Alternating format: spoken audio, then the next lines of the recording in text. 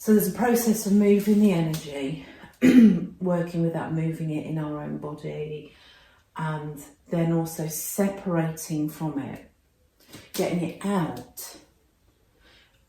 And then something then that happens is once it's outside of us is a process of reflection. So there's all the energetic movement that happens with the colour, the form, the movement, the energy moving in the body, through the body, out of the body.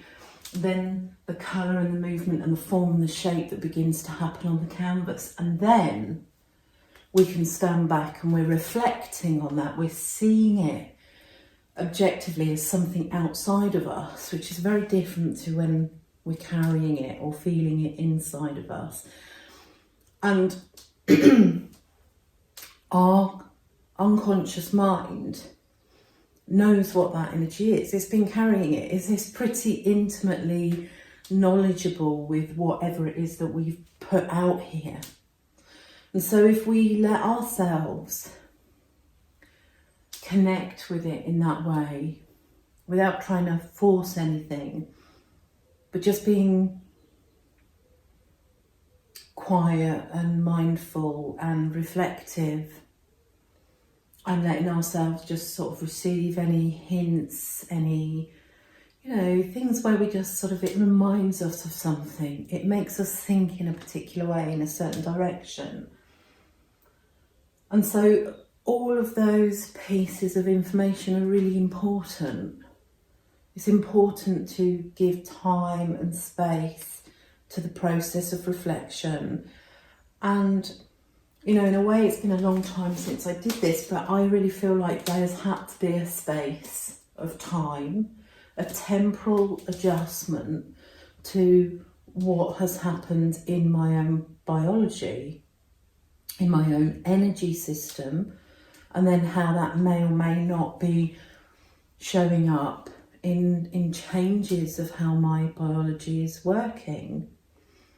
So I've noticed, obviously, which I've shared with you, that there was a shift in breathing and how that has been showing up in terms of energy work that I do, in terms of the acupuncture and healing work, which obviously is a very powerful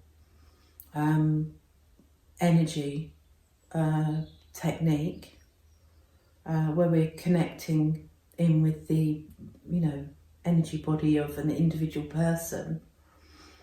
And as an acupuncturist, it's more than just sticking needles in, because it's it's connecting with that person, and it's there's obviously the knowledge and the experience and all of the information that comes from the consultation, but there's another part beyond that where we connect into the chi, and the chi being the energy, the life force, and begin to work with that, with the person, through the acupuncture points, through the needle, which is what makes connection with the chi in the body. And obviously that was having quite an effect, that part of the process, not the consultation, not anything else, just when it came to doing that connection with the energy and putting the needles in. At that time when I was doing it, I was having a real sort of breathing, there was something going on, a mismatch, and this has helped massively with that.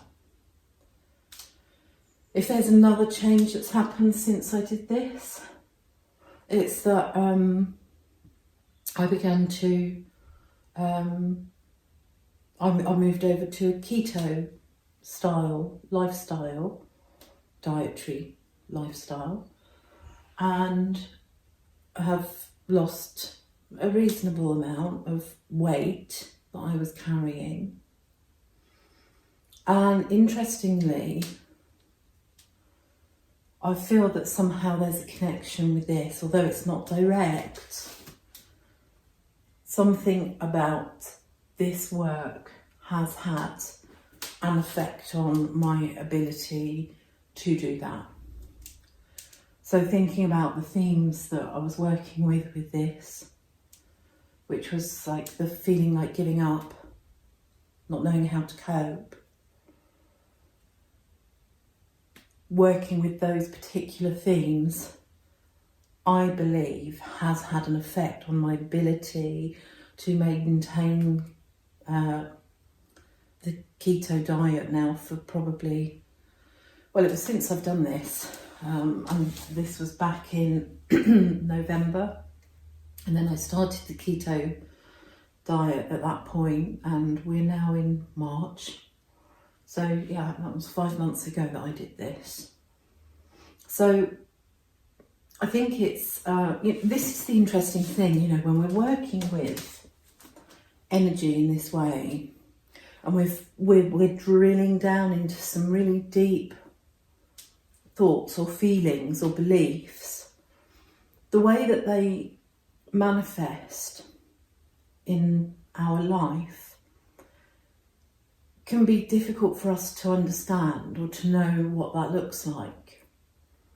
But I can see very clearly, and I can feel it in myself, how everything I was doing with this painting was connected with, one, the experience of the breathing issue I was having with my acupuncture, and two, has shifted or changed something in me that is now allowing me the possibility to work and stay in this ketosis. And I don't know how else those two things particularly I feel are strongly connected here.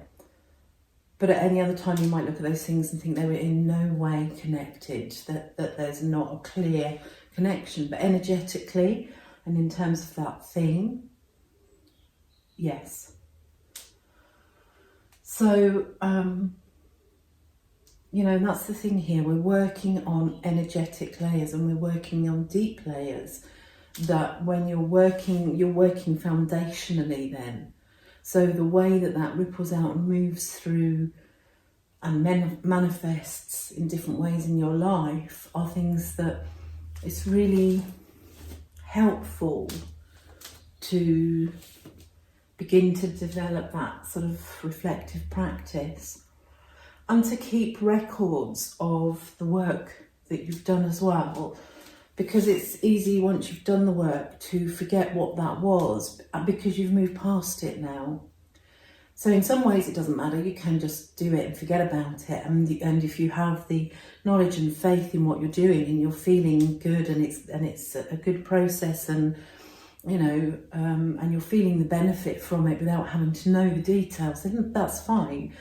But I'm one of these people who quite likes to go back and review and look and see, what's happening and what's changed. And so keeping that sort of, reference diary, whether it's through videos, whether it's through your sketchbook, whether it's through a diary that you keep alongside what you're doing, and you reflect on that, and then come back to it, and then feel, and of course come back to the piece of work and feel into that as well, and see if it begins to talk to you in ways that you can recognise changes or shifts that have happened since you did it. So that again is just a nice little tip for, I think some sort of self-recognition as well. It's not just knowing, it's not just saying, oh, this works, which I absolutely believe it does. It does for me, and I believe it will for those people who also put their faith in this, and that this is a way for them to recognise that's how they can move their own energy and shift things. So if you're drawn to colour, if you're creative, if you like painting, and if you're drawn to colour anyway, in whatever shape or form that is, then maybe going down the route of doing this would be a way of playing with that and exploring it. And in the meantime, also developing a creative practice, which is really good for the soul, and it's really good for us emotionally, and and energetically, if we're thinking about what we're doing.